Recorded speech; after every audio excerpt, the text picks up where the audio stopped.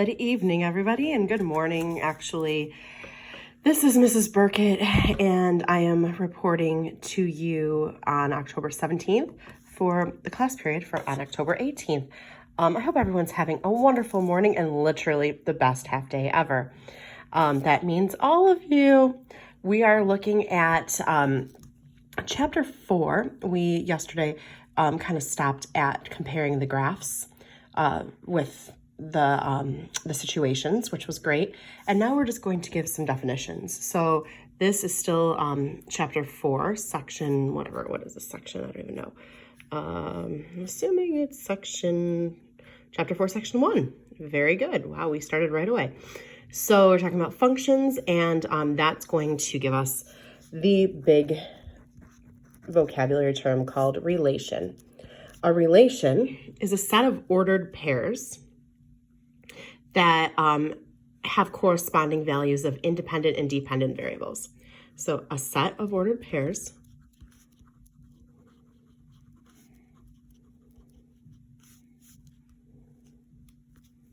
and that would be X, Y, that specifies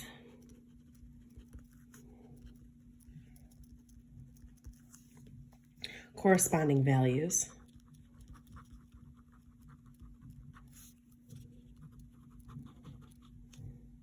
of the independent, which is the X values, and dependent, which are the Y values, variables. Now, a graph, there's ways to represent a relation, to represent relations. You could have a graph. Whoops, I put graph. There's definitely an R there. Graph. You could have a table. You could have a mapping. You could have a scatter plot, etc. So now, we can talk about ways and different functions that, different relations that are and that are not functions. Just for example, if you want to talk about something that is a function, the length of your foot to shoe size, that is your function, that is a function. But if you do it backwards, shoe size to length of your foot, that's not a function. That doesn't make any sense, where shoe size is the independent. For example, another relation that might be a function is like a student in your class and their birthday. Or if you do it backwards, where a student in your class and the name of one of their siblings, like that doesn't actually work. Like there's not a function that corresponds to there. A function must pass the horizontal line. I'm sorry, whoopsies, try that again. Must pass the vertical line test.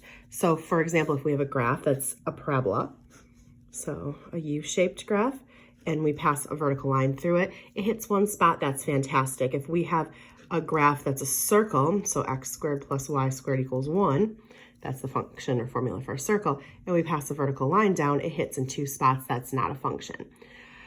If we have a table of values, x, y, and we have a relation, so like -7 and 22, let's say -2 and 15, 0 and 8, 7 and 15, all of our x values are unique and have a unique output.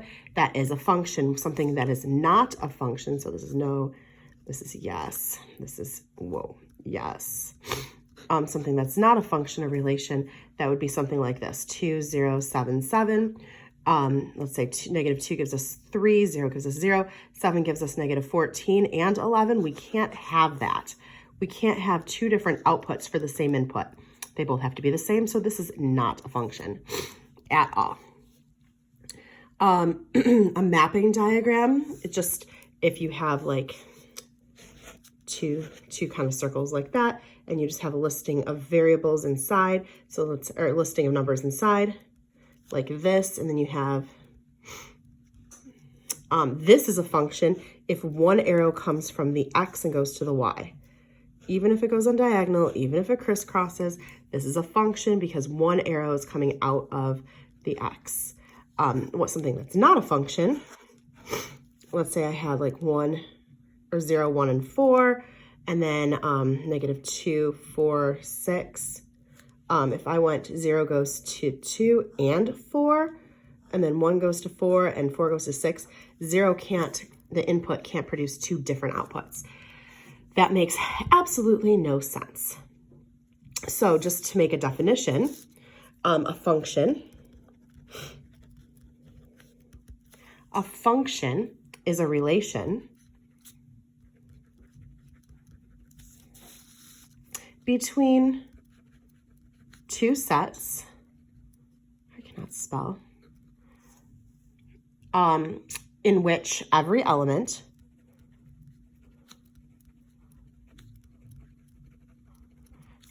of the first set of the input, every element of the first set, so input or independent, is mapped onto one and only one element of the second set.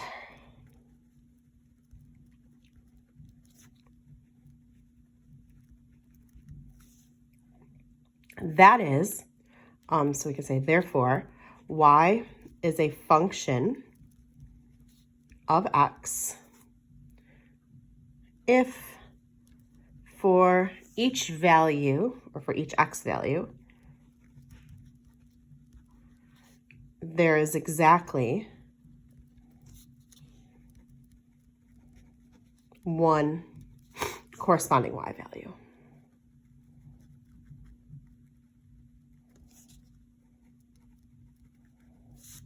Okay. So, the vertical line test is something that can test that out. You just draw a vertical line and you look to see if it hits in one spot or not. Okay, so function notation. I'm going to have you actually read that section. It's basically on page 147 of your notes, and you can turn to it right now. And we're just going to read along together. It says you can use function notation to concisely communicate a function's output for a given input by writing y equals f of x, or f of x equals y. So it's just replacing y with f of x. So they give us a table, the xy table. You can see it right here. And we have our x, we have our y, and here is our function right here. And it says, you can see from the table that the time x equals 5, so right here, corresponds to a distance of 520 meters. So that's just this right here.